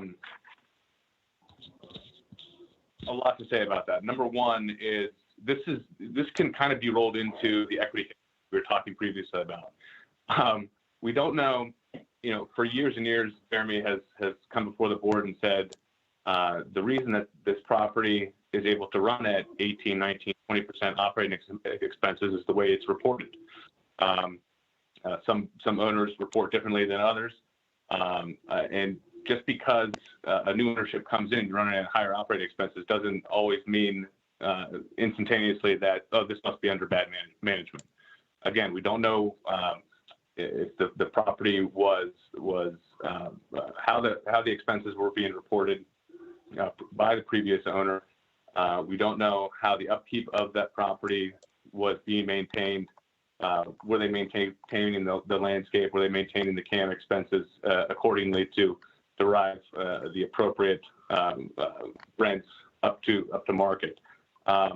So that kind of blanket statement of, if you're reporting higher operating expenses than the previous owner, it must be bad management. We take huge issue with that. And what it appears to be is in the 2020 assessment, the original assessment here that they column D, the assessor is using the historical operating expenses of what was previously reported by the prior owner. We have 22%, 21%, nothing was reported in 2018. And the assessor is using an operating expense ratio of 22.5%, which is right in line with the historical operating expenses reported by the prior owner. Now, our contention would be if you haven't gotten any information in 2018, you now have a full calendar year of 2019, you should take into consideration the actual operating expenses for 2019, or at the very least, apply guideline expenses or expenses that are within the ranges of the county's guidelines, which are higher than 22.5%. You're basically discounting the previous 2 years and saying, you know, from 2015 to 2017, this property normally runs at 21% operating expenses. The new ownership isn't able to do that. It's obviously mismanaged. We're going to apply that same ratio because that's what it should be operating at. The test column, you'll see he does increase the expenses to 24.5%, which again is more in line with what the county's guidelines are for operating expenses. And you'll see the total value is reduced to $160,489,100. However, no recommendation for reduction is made. However, again, at least you're taking into consideration something that's more within the county's guidelines. And that's not obviously what was actually reported. And I think what you're going to see is as we go on here, this is a property that is not going to be operating at a 24.5% expense ratio or a 22% expense ratio as the prior owners have. Again, we can't speak to how the prior owner managed the property or reported previous year's I&Es. However, you know, the property's operating expense reporting at 29% is right in line with where this property, the age and condition of this property at 29% for a build of 1999. So again, we take issue with the original assessment being that it looks like it's taking the most consideration for the actual operations for the property from 2015 to 2017 and not the most recent of 2019 under the new ownership. And I just want to chime in really quickly. The previous owner is Equity Residential. So when you see that a property, Equity Residential, is reporting these expenses at 21, 22%, and for 6 years we've been telling you other people can't do that, that's not realistic. Then somebody buys one of their properties and reports 29%. It proves exactly what we've been telling you for years, where in this situation, the assessor says, well, he basically said, you're not as good as managing this property as Equity Residential was, which we've hit that part home of why the 16 and 17 I&E information for equity doesn't include everything. Like you notice, Rubs, for example, aren't reporting 16 and 17. It doesn't include everything. Now, this owner reports things differently than the prior owner did, but you'll notice the income's right in line with 16 and 17, but the expenses are higher. And instead of the assessor saying, you know what, maybe equity was underreporting expenses and Jeremy and Blake and the team at Altus and the ownership haven't been lying to me, and maybe this is proof that, in fact, this is what's happening. You can look, and instead the assessor says, and not to, taking Barnes' advice, not to point fingers and point names, but it appears he's saying, you're just not as good at operating a property as Equity Residential was. These buildings cost 29% to operate, and one of the reasons the guidelines are so low is because you've got 25 Equity Residential properties reporting extremely low expenses, which are driving it down for everybody else. Okay, thank you. Mr. Chikas, have you take your 8 minutes and tell us about the property? Well, yeah, so first and foremost, there needs to be some clear up in regards to CoStar's listing as the seller was Avalon Bay, not Equity Residential. So Avalon Bay was actually the previous owner, and that's why we refer to competent management as opposed to a reflection of the new owner, Equalization. It's just reflecting on Avalon Bay's corporate ownership throughout the county and quite frankly throughout the country. So it's again a reflection on Achilles. That's more of a reflection of how it's been operated the previous years. What we want to notice rather is the same thing that Mr. Warren pointed out. Is this is a luxury high-end apartment that's been achieving year-over-year growth and not only gross potential but effective gross. And we wanted to point out we didn't add a year 2015, but we did include the 2015's metrics in the comments because that's important not only to establish a stabilization that's not able to be done through the lack of 2018 information, but again because of the change in ownership in 2019. when it was sold for 169 million. It's also important to note that through the competent management of the previous owner, it sold for 169 million. There's a principle of anticipation, and they're going to see a return in value over the years to come, again, based on the record that was in place. What we did note was that while we were a bit high on this in regards to the original January 1st assessment, we were a bit high on the projection for gross potential and effective gross.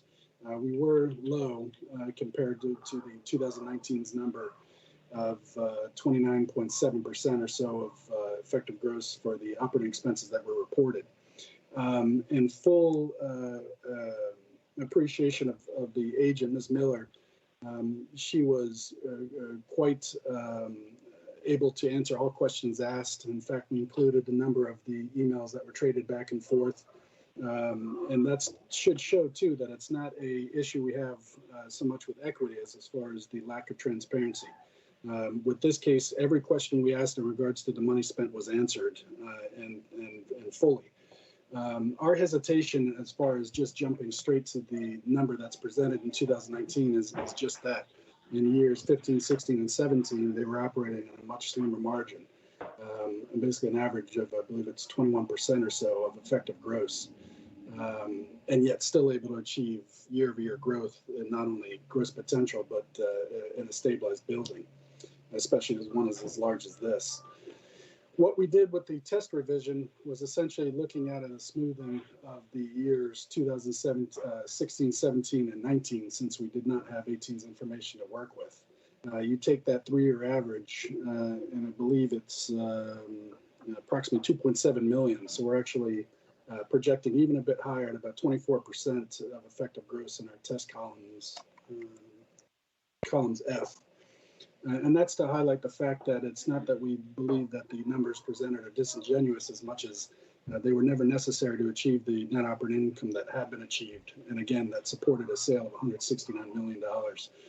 So there is no sales chasing as potentially been proposed by the appellants, as much as it is just a reflection of the net operating income that was showing year-over-year increases. So we do believe that there is some change to move the revision downward, but surely not a $22 million loss in 1 year's time, essentially 2 years' time. That's reflected in the appellant's opinion of value. We do believe that the column F, showing both the apartment and retail, should be considered as a county's opinion of fact for the market value as of January 1st.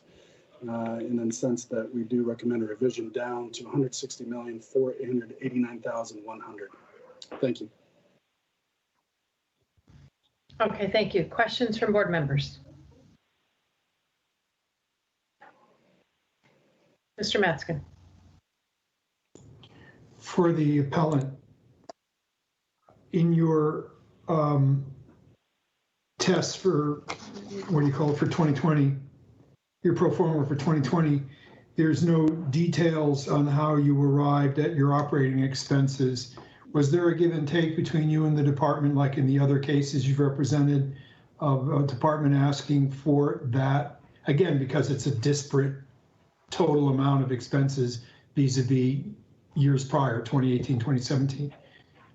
Or why I don't see a defense of your now higher because of the new owner expenses. Is there one? Does the department have one? Did you provide one? It's on page 42. We have outside of the page 3 that we get with the history, we also provide a packet, in this case, a 31-page packet. And in there, we say the total calendar expenses at the subject were 3.3 million, the assessors using 2.5. For that reason, the petitioner is using the actual calendar year expenses in our analysis. So we do support our expenses. And there, as Chris said, there was a back and forth. He asked a bunch of questions. We answered every one, and as he just stated, they were in satisfactory matter to him. So every question he had breaking down why our expenses are what they are were answered, and he was, as he just said, happy with the answer. But it appears that that's, I guess, the next follow-up to that is for him, not for me to. Okay, let the assessor respond. Did you find any equivalent problems? What's a capital expense versus a booked capital expense versus a recurrent expense, or why did you just not accept their numbers? No, Mr. Metzger. In fact, in contrast to the other properties, they were answered. So in other words, we inquired, we noticed there were some permits taken out for a pool house, package room that had been created. And we're questioning whether the miscellaneous items that were detailed, not detailed on the I&E, were in fact used for capital improvements. And she responded no, and in fact provided a capital improvement schedule. So again, very much in contrast to the previous cases by the other owner. What we had some consternation, if you will, about was just the way they reported. And it's true, using Mr. Warren's words, different owners report differently. But, we had inquired things like, we noted the administrative payroll shot up by over 50%. And so without sounding like a smartass, the idea was, are they just more generous with their employees, or did they hire more employees? Why would the administrative payroll jump from 657 to 1,000,003? So there's some back and forth as far as how they report what they report. Again, without casting aspersions on their ownership, they're a European corporation, so it's as far as how they list some of the items. We just wanted a further breakdown of what was listed.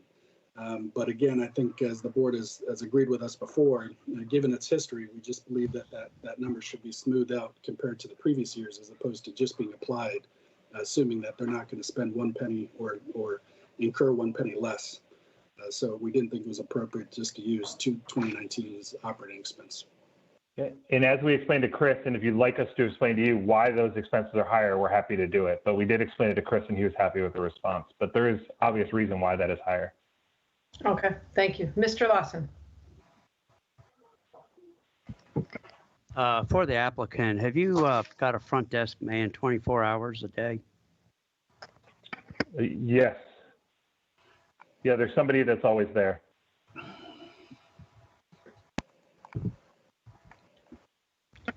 I have a question, Mr. Chikas. How come in previous cases here today, on the operating expenses, it's not broken out on the assessment or the test? You're talking about for the counties number? Yeah. We don't break it down. Ever? We only list what's broken down. No, again, the breakdowns are provided by the I&Es as provided by the owners. That's how we're able to get a year-over-year adjustment that we can show you, showing increase. Right, and this one, if it was broken down, it would be easier to kind of compare versus what they're reporting, but it's a 1 year. But okay, all right, thank you. Other questions? No. No? Okay, Mr. Chikas, if you take a minute to wrap up then? Absolutely. Yeah, again, based on the previous management that we saw, how they were able to operate the property at a much leaner scale, that again helped to grow their NOI, that again helped to secure a sale price of $169 million on the open market. We do recognize the increase in operating expenses as listed in 2019, which again increased the operating expenses projected by the county from 22% to 24.3%. But again, we do believe that should be smoothed out over those years, as opposed to just taking the 2019 year and ignoring the increase of some 42.5%. As the board has said themselves, if this occurs next year, then we'll see that show up next year, and that will be developing more of a trend for the property. But as of now, we do believe that the county's revision should be confirmed at $160,489,100. Thank you. Okay, thank you, sir. Mr. Warren, if you take a minute to wrap up, please. Blake, let me take the first 30 seconds just to say one thing and you finish. The property sold for $169 million, and 3 months later, the county valued it at $156.6. 15 months later, they learned that the income was down $800,000, and they valued the property at $163 million. If the sale was relevant, it was relevant 3 months after, a lot more than 15 months after a huge loss. Blake, you can finish. Yeah, and just to repeat it, the original assessment appears to be taking the most weight for the income and expense that was reported 3 years ago, most recently in 2017, so 2015 to 2017, and their operating expenses at 22.5%. Most recently in 2019, the new owner, reported a full calendar year NOI of $7,894,806, and the assessor current estimate used in their 2020 assessment is $8,783,485.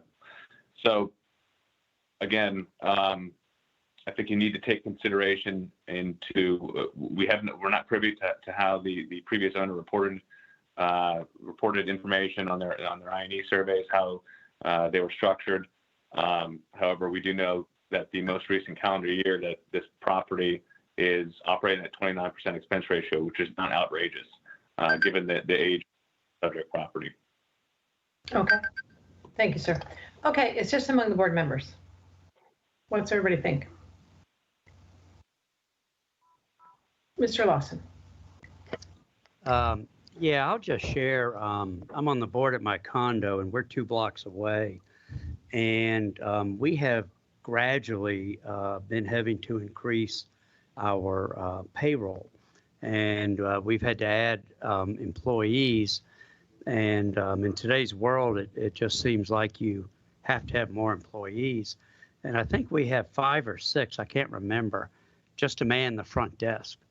And especially at nighttime, it's really hard to get someone. And, I was looking at all these expense figures, and they seem reasonable to me. And, I was trying to look at them and, what could we reduce? And maybe advertising. But other than that, it all seemed normal to me. Other comments? Mr. Hoffman? Yeah, I mean, it would appear that they added a concierge, which is going to increase your costs. There's another line item that's even broken out, $300 and some $1,000 for concierge and pool. That's a pretty typical strategy, right? You're going to buy something, you're going to add a concierge, you're going to do some updates, and then you're going to try to capitalize on the better rents that follow. So I don't think that necessarily reduces the value of the property by doing that. I think if anything, it adds to it.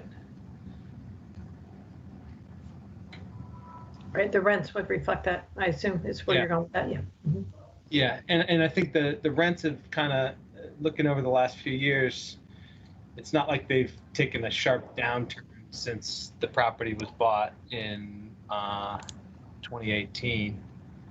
I mean, the 19 actuals EGI is 11, it's higher than it was in 16, 17. So I think the strategy is in effect right now. It's a buy it, try to get it up to standard with the newer buildings in the neighborhood, and then slowly as people roll over and move out and new people move in, you can potentially charge them a little bit more rent for the extra amenity. So I wouldn't see a reason to reduce this thing down even more significantly below the purchase price from 2 years ago. Mm-hmm. Nothing's really for me to do that. Okay, other folks? Go ahead, Ken. I was just going to respond to Greg. I don't, excuse me, we're here because we don't take sales prices as anything other than just one interaction between a buyer and a seller that presumably is arm's length, and we don't know what anybody had in mind. That's why we do smoothing and averages and cap rates and all that kind of stuff.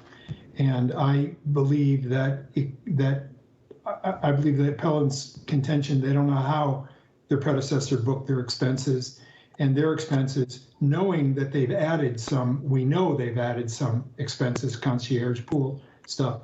I agree with the county's position of upping the expenses for 2020 in their test, but I personally, based on no information, so I'm not going to push it, would have pushed it up even higher to that, closer to the 2019 results and the projected 2020 results, somewhere up in the $3 million figure. I don't know if it should be the full 3.3, but I played around with some numbers, and I do, and therefore come out with a number less than the 160 million that the county is suggesting now upon additional reflection and numbers work. But when I got it up to the $3 million level, then it got to be really sunk the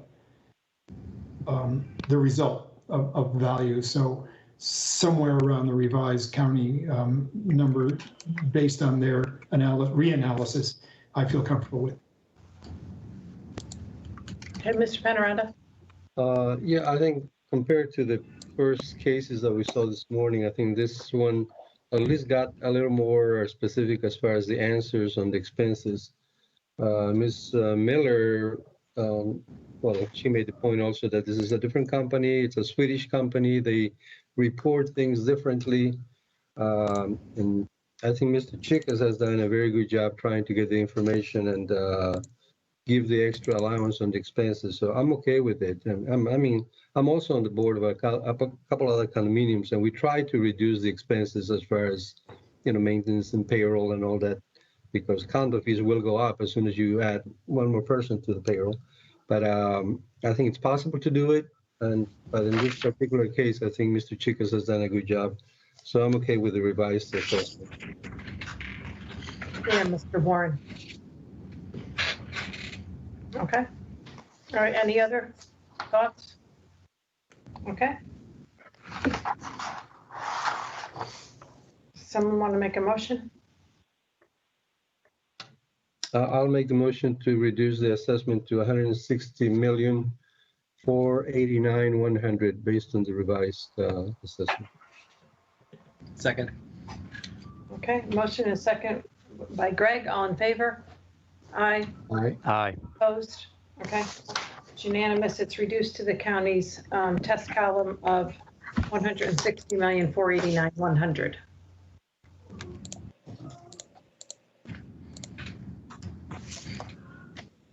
All right, thank you, gentlemen.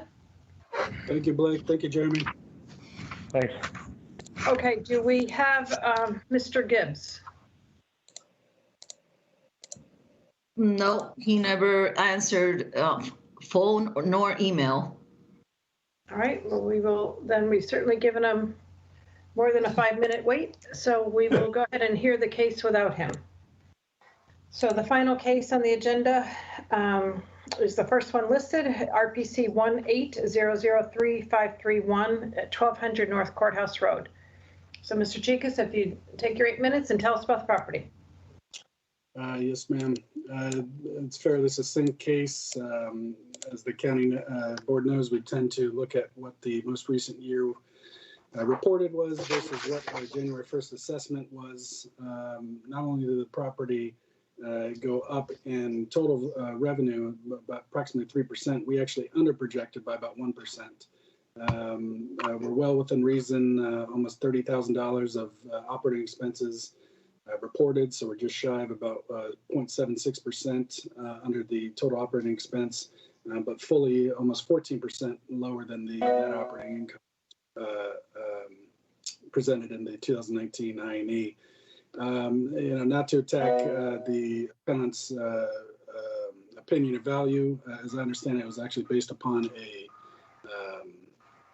appraisal as opposed to Mr. Gibbs' actual opinion of value, but that opinion of value came out to 27 million, I believe, under the reconciliation. But they did include real estate taxes of 390,000, which is not an allowable expense. That being said, based on this information, we do believe the county should be confirmed a value of 28,800,400. Thank you. Okay, thank you. Any questions from board members? Mr. Lawson. This is a quick one. This is a residential hotel where Yes, sir. you stay for over 6 months. Well, it's not determined. It's up to you how long you stay, but it's what we qualify as a residence suite style. So do you view this more as a hotel or a residence? Well, it's categorized as a hotel, but in that categorization, we have full service, limited service, and then in this case, residential suites. Okay. Gotcha. Thank you. Okay, any other questions? No? Okay, Mr. Chicas, anything else that you need to tell us about it? No, ma'am. Okay, all right, just among the board. What's everybody think?